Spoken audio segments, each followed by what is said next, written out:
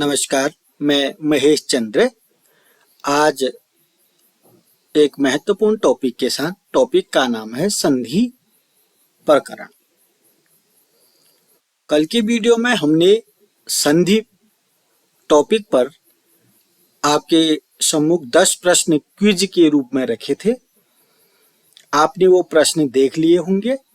आज उन प्रश्नों का उत्तर आपके सम्मुख रखे जा रहे हैं और आपने जो उत्तर कल लिखे थे उनका आप मूल्यांकन कर सकते हैं कि आपने 10 में से कितने मार्क्स प्राप्त किए। कल की वीडियो में हमने पहला प्रश्न पूछा था, संधि प्रकरण में प्रमुख संधियां कितनी होती हैं। ऑप्शन थे, option A 2, option B 3, option C 5, option D 6। आपने इसका उत्तर जरूर देख लिया होगा, तो इसका सही उत्तर है ऑप्शन बी। प्रमुख संधियां जो होती हैं 3 होती हैं। जैसे संधि किसे कहते हैं? 2 या 2 से अधिक वर्णों के मेल को संधि कहते हैं। जैसे विद्या धन आलय विद्यालय, तो विद्या का आ और आलय का आ जोड़ करके आ बनता है, तो विद्या धन आलय विद्यालय। तो ये एक संधि है। संधि का उदाहरण विद्यालय है, विद्याधन आलय। तो संधियां 3 प्रकार की होती है मुख्य रूप से, एक स्वर संधि, एक व्यंजन संधि, एक विसर्ग संधि। जितने भी बच्चों ने पहला प्रश्न में 3 बी उत्तर लिखा था, तो उनका 1 मार्क्स यहां पर उनको प्राप्त होता है। अगला प्रश्न है, प्रत्येकम का संधि विच्छेद कीजिए। जो प्रश्न आपने पहले देख लिया होगा, तो आइए इसका सही उत्तर देखते हैं। इसके ऑप्शन है प्रतिधन एकम, बी है प्रतिधन येकम, सी है प्रतिधन एकम और डी है प्रोधन एकम।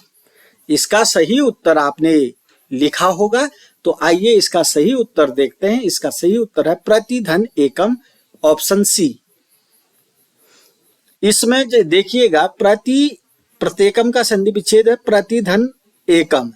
ई धन ए बराबर ये बनता है, ई धन ए बराबर ये बनता है। तो ऐसी कंडीशन में ई धन ए बराबर ये, ऐसी कंडीशन में यहां पर यण संधि होती है।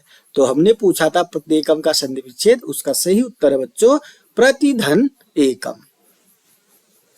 आपको अपने नोटबुक में इन प्रश्नों को लिख लेना चाहिए और उन प्रश्नों पर विचार करना चाहिए, समझने का प्रयास करना चाहिए।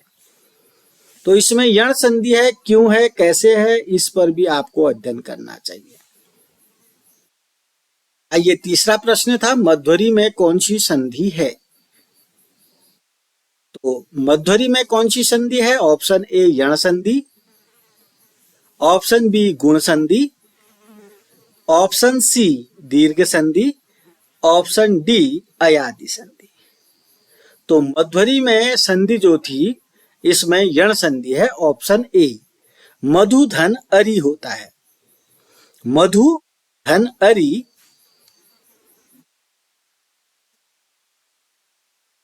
मधु धन अरि, इस तरीके का यण मध्वरी का संधि विच्छेद होता है मधु धन अरि। तो ऊ धन अ बराबर व होता है।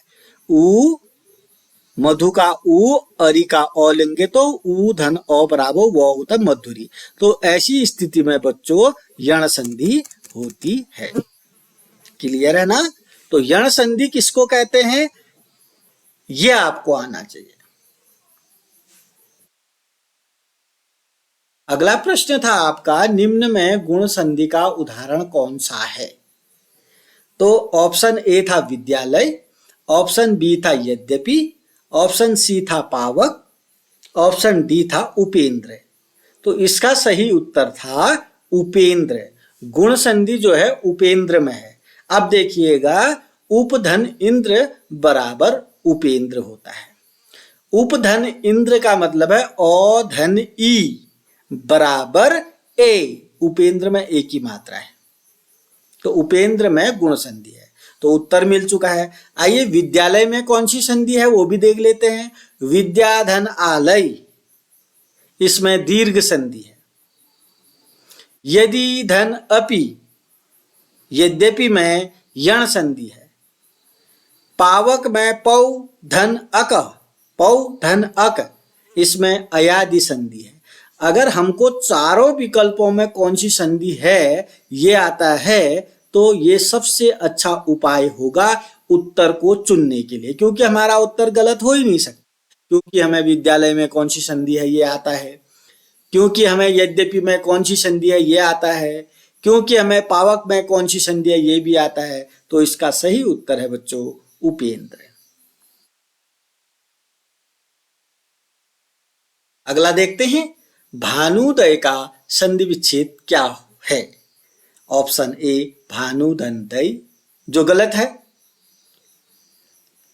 भानु मतलब सूरज होता है, उदय शब्द निकलना चाहिए इसमें, तो उदय शब्द जहां पर नहीं है वो शब्द ही गलत है। यानी कि ए भानुदय, बी भाधन अनुदय, सी भानुधन उदय, डी भानुधन उदय। अब मैंने जैसे कहा बच्चों, उदय भानु मतलब सूरज होता है, उदय निकलना चाहिए, तो दय और अनुदय वाले ए और बी बिल्कुल गलत हैं। अब देखते हैं सी और डी में। अब सी और डी में उदय तो दोनों में है, लेकिन भानु माने जो सूरज होता है बच्चों, भानु में छोटा ओ की मात्रा होती है, इसका भी ध्यान रखना पड़ता है, नहीं तो सी और डी आपके लिए सेम हो जाएंगे। तो सही उत्तर कौन सा होगा भानुदय का संधि विच्छेद बच्चों? ऑप्शन डी भानु धन उदय।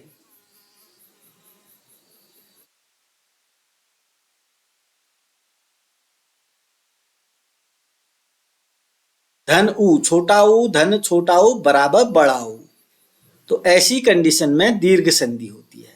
ठीक है ना। चलिए जगदीश का संधि विच्छेद कीजिए। तो जगदीश में अगर हम संधि विच्छेद करेंगे तो बच्चों इसमें व्यंजन संधि होती है। तो पहले ऑप्शन ए देखते हैं, जगत धन दीस, बी जगत धन इस,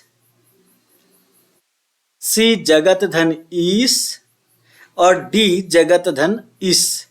तो बच्चों जगदीश शब्द जो है इसमें ईश माने ईश्वर शब्द निकलना चाहिए। तो ईश माने ईश्वर में हमेशा बड़ी की मात्रा होती है, इसका ज्ञान अगर आपको है। जगत धन ईश, अब दो जगत अलग लिखे हैं मैंने, दो जगत अलग लिखे हैं, चलो उसको छोड़ देते हैं थोड़ी देर के लिए, वो सरल कर देते हैं। अब ईश शब्द निकलना चाहिए। ईश माने ईश्वर, जगदीश का मतलब जगत के ईश्वर, तो जगत ईश निकलना चाहिए ना। तो मैंने ईश शब्द एक ही जगह लिखा है, दो जगह इस ये शब्द है। तो ईश्वर में बड़ी ई की मात्रा, जब आप ईश्वर शब्द लिखोगे कौन सी मात्रा, बड़ी ई की मात्रा, बड़ी ई लिखोगे ना तो बड़ी ई होती है। तो उत्तर आपको मिल चुका होगा, जगत धन ईश, ऑप्शन सी इसका सही उत्तर है। जगदीश का संधि विच्छेद कीजिए तो जगदीश का संधि विच्छेद जगत धन ईश। अगर जगदीश का मतलब संसार के ईश्वर, तो जगत में हलंत आ जाएगा, ईश ईश्वर हो जाएगा। तो हलंत के कारण इस संधि का नाम व्यंजन संधि होता है। कोई दिक्कत नहीं होनी चाहिए। जो ऑप्शन दीश लिखा है ये वैसे ही बेकार का शब्द हो गया। इस शब्द, ये शब्द होता ही नहीं है, ऐसे शब्द लिख दिए तो ये भी नहीं होता है। तो ईश शब्द होता है, ईश माने ईश्वर, तो जगत धन ईश। तो हलंत है ना, हलंत के कारण अगर जगदीश में संधि कौन सी है कहेंगे तो आप कहोगे व्यंजन संधि। ठीक है ना।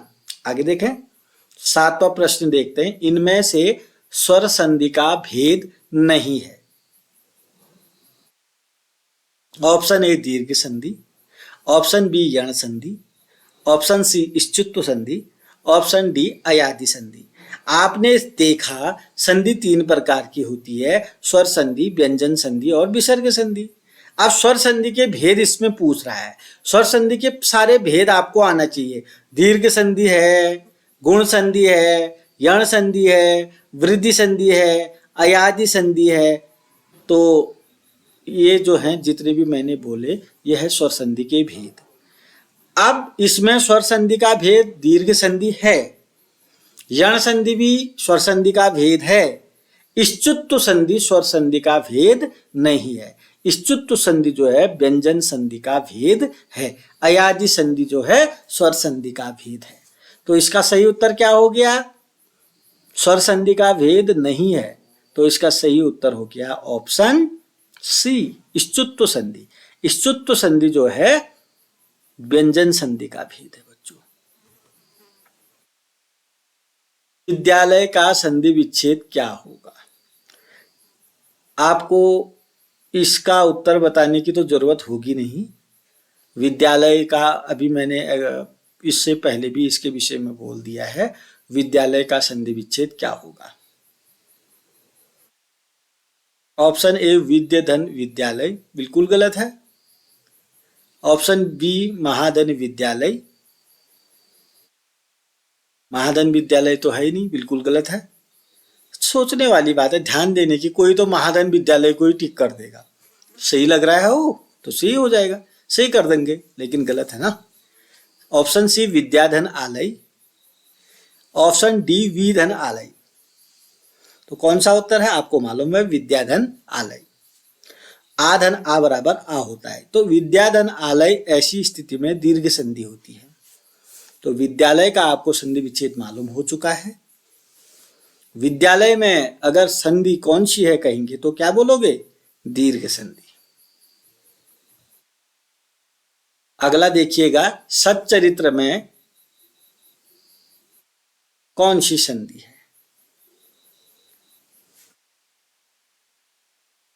सच्चरित्र का अगर बच्चों हम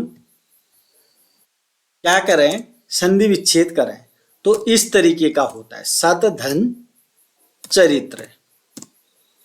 ठीक है ना। सच्चरित्र में कौन सी संधि है? ऑप्शन ए स्वर संधि, ऑप्शन बी व्यंजन संधि, ऑप्शन सी विसर्ग संधि, ऑप्शन डी अच संधि। बच्चों इसमें है व्यंजन संधि। सच्चरित्र में कौन सी संधि है? व्यंजन संधि है। ठीक है, तो व्यंजन संधि है इसमें। तो व्यंजन संधि कैसे है देखो, सच्चरित्र का पहले संधि विच्छेद करना सीखो। सत धन चरित्र है, जो ये तौ में हलंत लगा रखा है ना, हलंत का मतलब हल होता है, और व्यंजन को हल भी कहते हैं। जैसे स्वर को अच कहते हैं, दो विकल्प सेम है ये, तो दोनों विकल्प गलत। जो थोड़ा बहुत जानकार होगा वो दो विकल्पों को पहले ही डिलीट कर देगा, क्योंकि स्वर और अच सेम है, स्वर को अच कहते हैं। तो ए और डी तो वैसे ही गलत है। अब आइए बी और सी में, तो विसर्ग संधि इसमें नहीं है, क्योंकि हमने विसर्ग संधि तब होता जब यहां पर आपको विसर्ग दिखते, नहीं है ना विसर्ग। तो व्यंजन संधि है, क्योंकि व्यंजन को हल कहते हैं बच्चों। तो हलंत के कारण, हलंत दिख रहा है ना यहाँ पर, तो हलंत के कारण इसको हल संधि या व्यंजन संधि कहते हैं। तो सच्चरित्र में कौन सी संधि है? व्यंजन संधि है। संधि विच्छेद कैसा होगा? सतधन चरित्र। क्लियर। अगला देखते हैं। अंतिम प्रश्न था बच्चों, यण प्रत्याहार के वर्ण कौन कौन हैं? ऑप्शन ए अ ई उ री, ऑप्शन बी तालवी स मूर्धन्य स दंती स ह, ऑप्शन सी प फ ब भ, ऑप्शन डी य र ल व। तो यण प्रत्याहार के वर्ण कौन कौन है बच्चों? सबसे पहले आपको एक चीज बता देता हूं, आपने सुने होंगे 14 माहेश्वर सूत्र। तो 14 माहेश्वर सूत्र के 42 प्रत्याहार बनते हैं।